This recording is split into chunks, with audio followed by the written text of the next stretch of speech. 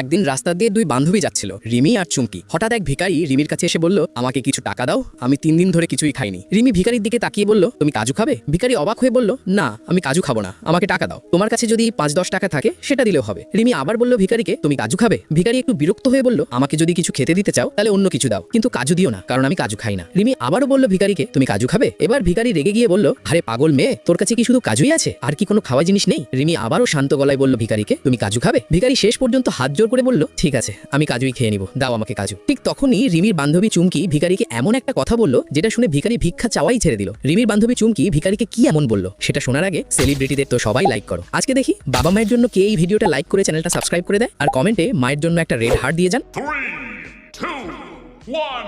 এখন মন দিয়ে শোনো। রিমির বান্ধবী চুমকি ভিখারিকে বলল, আমার বান্ধবী রিমি তো তোতলা, ও তোমাকে কাজু খেতে বলছে না, ও বলছে কাজ করে খাও।